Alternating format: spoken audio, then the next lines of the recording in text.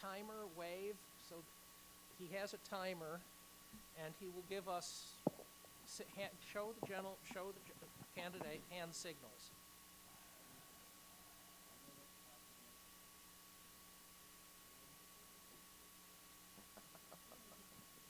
It does not matter to me.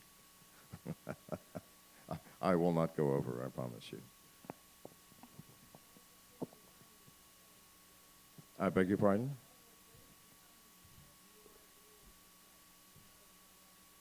I do know how long my voice takes to carry us.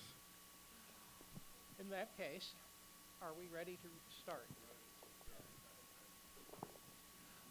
Our one candidate, because his plane travel schedule created interesting difficulties, is John McAfee, and he will now answer the same questions in the same order as the other candidates did, starting with a 2-minute introduction.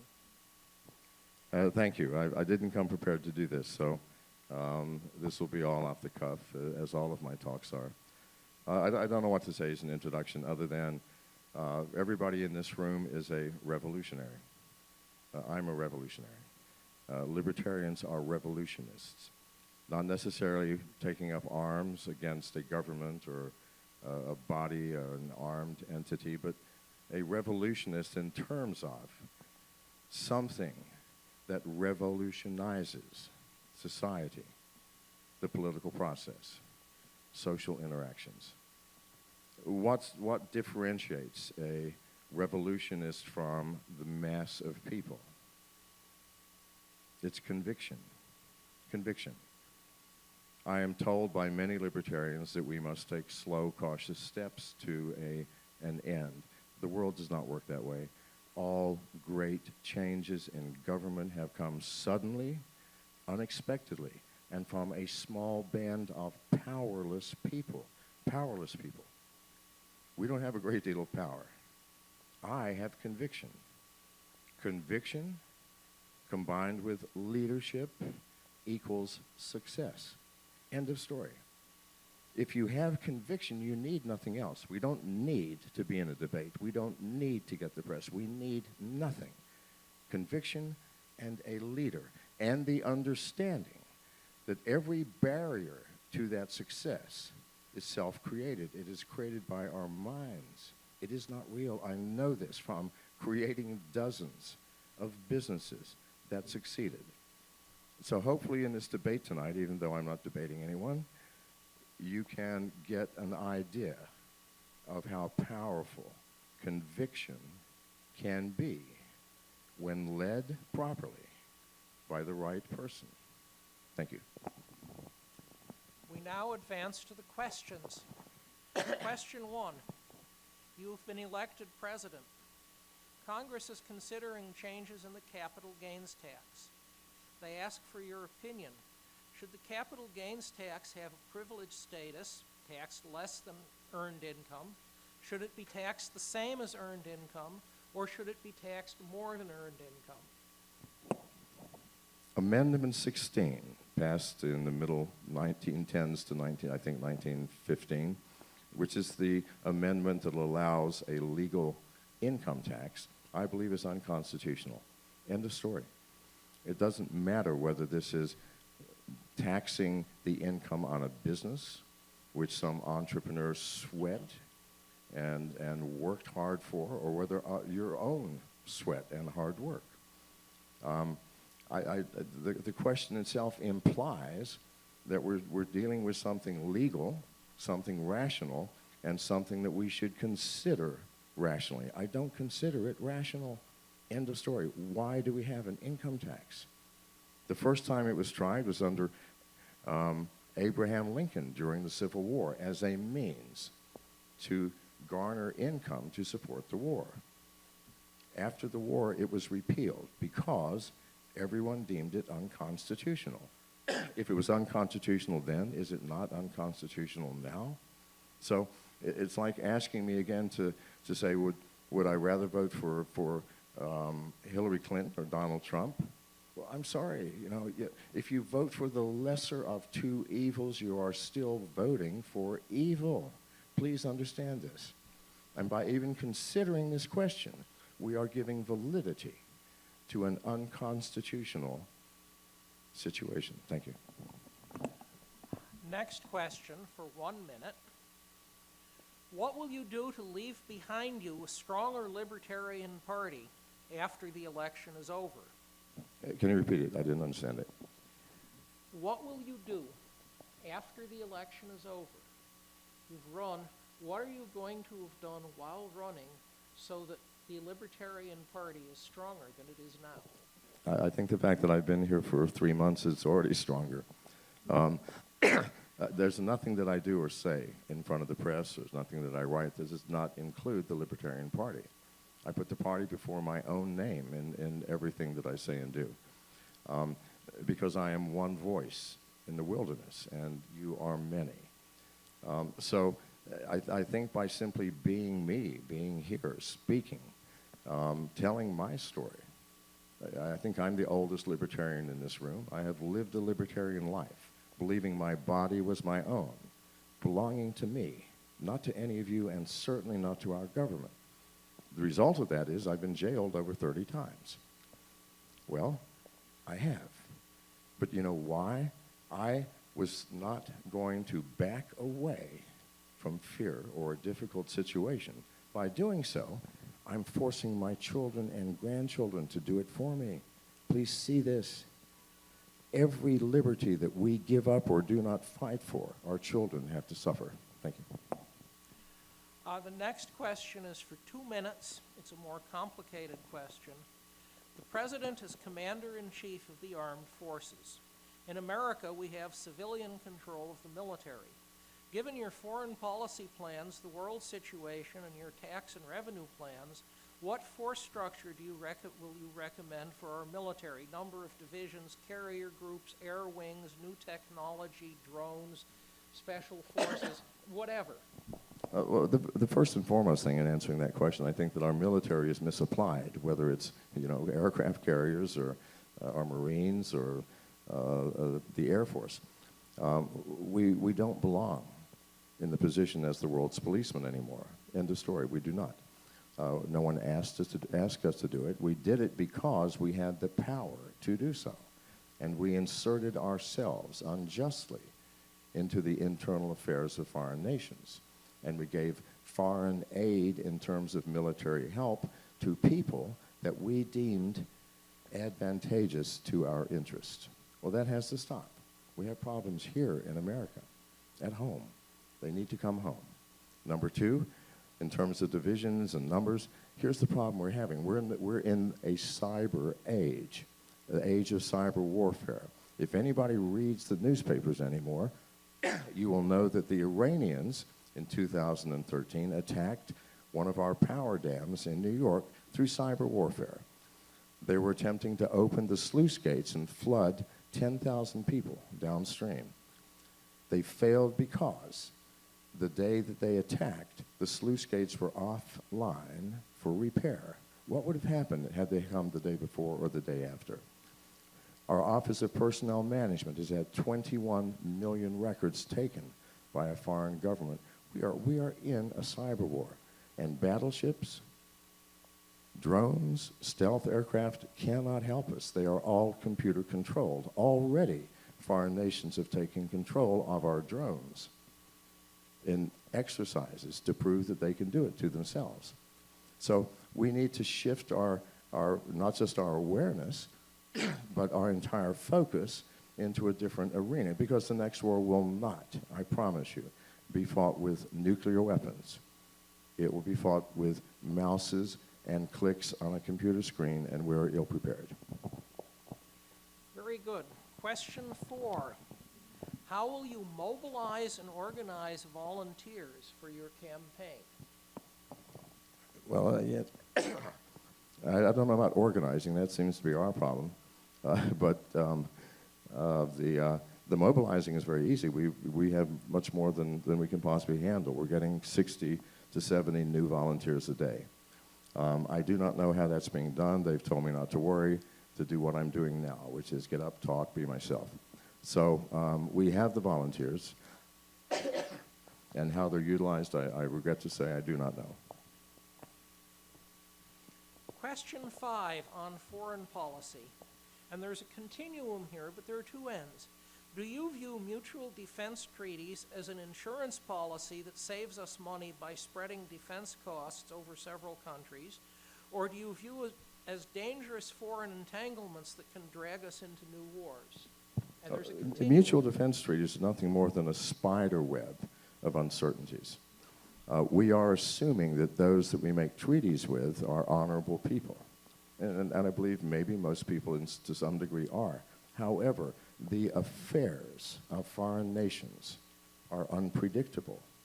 We are 300 years old as a nation, less than 300 years. China, as one example, has been around for 5,000 years. 5,000 years ago, the Chinese were weaving silk, reciting poetry, and playing complex musical instruments. When my ancestors were living in caves and wearing bear skins.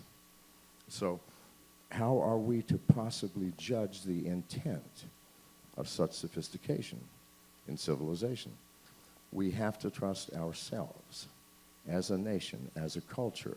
I understand America, and I understand Americans. I am one. So I do not believe in this. I think that it is a recipe for disaster. Next question. A reasonable estimate, based on past experience, is that a Libertarian general election campaign will raise $1 or $1.5 million. How much of that will you spend on back office operations, salaried campaign staffers, and so forth? And how much will you invest in yard signs, bumper stickers, electronic and broadcast media, newspapers, all this other high-tech stuff? I don't know about yard signs. Are people still using those things? Okay, well, here's my feeling. Maybe I'm biased because I'm a technologist, but we live in a technological age. There's no one that I know of that does not at least have a Facebook page, Twitter account, an Instagram, a YouTube channel. And if you know how to manipulate this media appropriately, then of what use are yard signs when people pass them while texting on their smartphones? This is the facts of life. We have to understand that the world has changed and our political attacks and approaches must also change.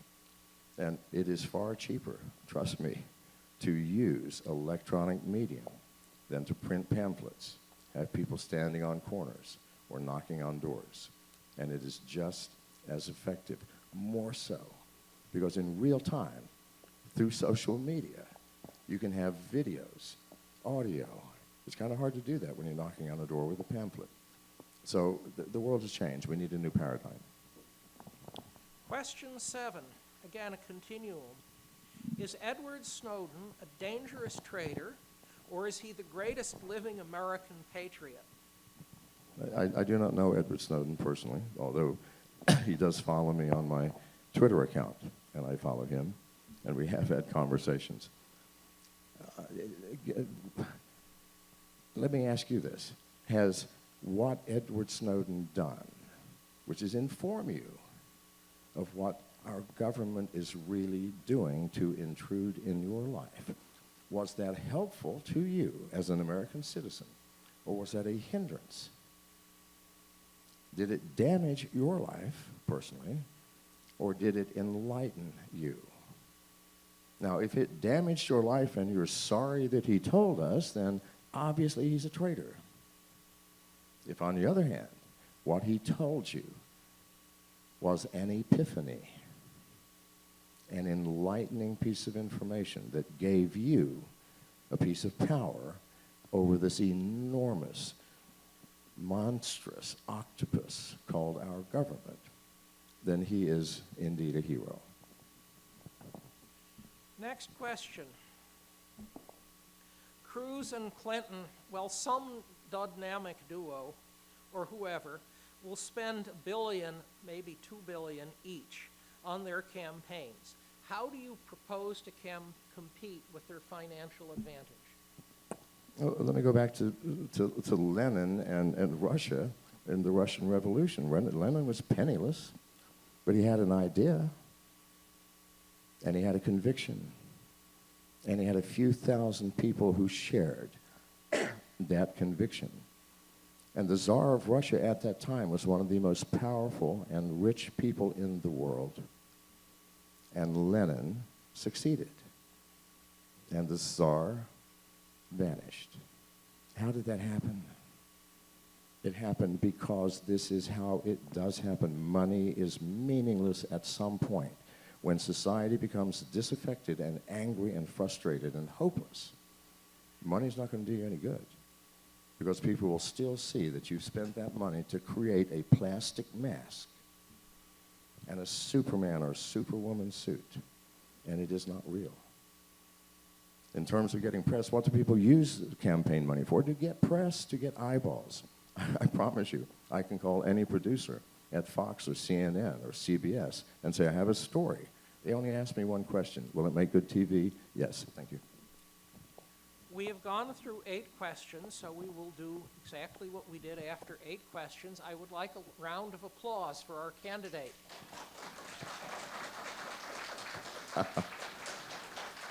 Thank you all.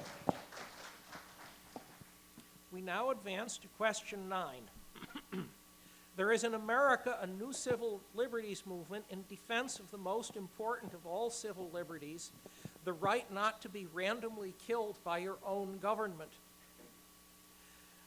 What is your opinion of the Black Lives Matter movement?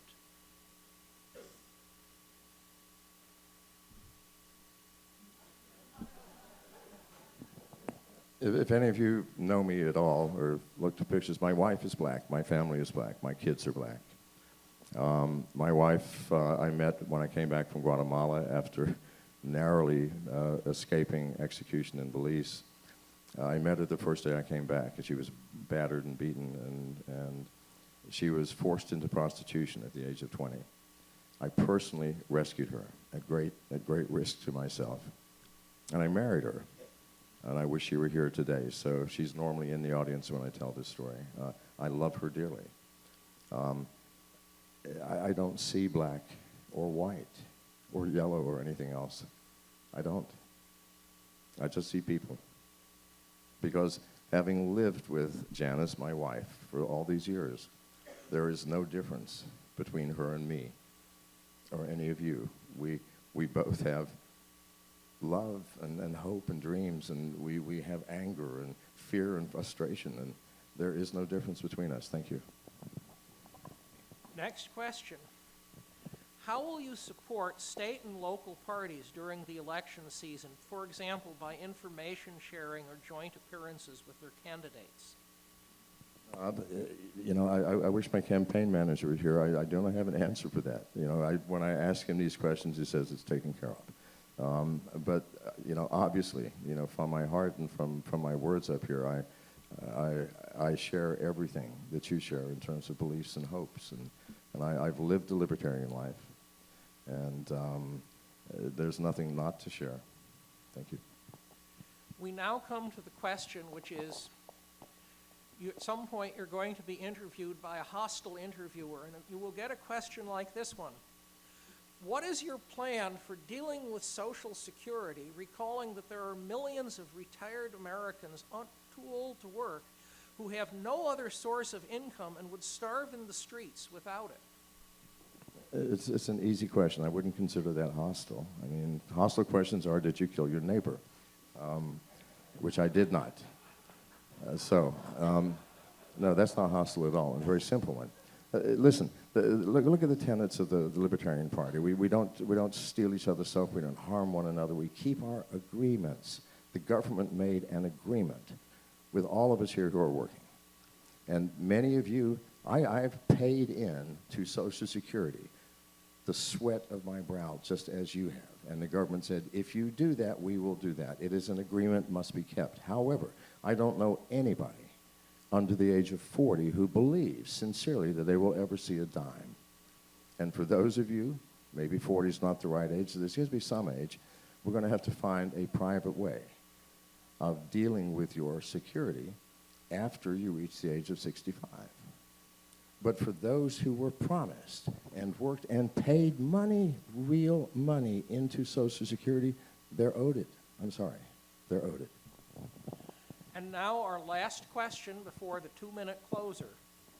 We currently have ongoing wars in many countries, or have had recently: Philippines, Nepal, Afghanistan, Iraq, Iran, Somalia, Niger. I've been warned that if I actually give the full list, I'll burn through all of the minutes remaining. And we are back in Iraq fighting to save the Iraqi army from people in jeeps. What would you recommend to Congress should be our policy for dealing with the Middle East? We don't live in the Middle East. We don't speak their language, and their culture, like China, goes back far further than ours. What are we doing there? What is it? What business is it of ours? If somebody wants aid and they're starving and we have plenty of food, it's immoral not to try to reach out. But military aid, military alliances are all based on one thing. What do we have to gain? What's in it for me? Do we get the oil? Do we get the food? Do we get the natural resources? Do we get control over something? The wrong reason. The wrong reason. So I would say we do nothing. We do nothing. And if someone's at war, I mean, what is the worst situation for police officers? Domestic violence. A husband and wife at war. More officers are killed during this than anywhere else. It's a no-win situation. And this is the same thing. And now we reach the 2-minute closing statement. You That's may me? advance. Yes, I'm 2 the minutes. closing statement. Well, I don't know why you're even in here listening to me, because you've already been through one debate, and I know you're hungry. And most of you I saw at the bar, and I'm surprised some of you are still standing. So I just want to say I am flattered to even be asked here to talk to you, and that it warms my heart to see that there are people that carry in their heart the same feelings, the same attitudes, the same thoughts, and sometimes the same actions as myself. Not always the same actions. I mean, I am a civil disobedience practitioner. Well, I'm not suggesting you all follow me in and out of jail. Jail is not for everyone. It's an acquired taste. But I do it and have done it simply because what are you going to do when there's an injustice being perpetrated by a government? What will you do? If you do nothing, hide in the basement and smoke your weed, are you helping? No. Get out on the streets, find a cop, and light up. No, I'm serious, please. I'm not saying you have to do it, but please see why I do it. Because every time you back away out of fear or hide, your children don't have to face it. Your children will. You do not have the right to remove from your children their liberties and their privacies. Thank you.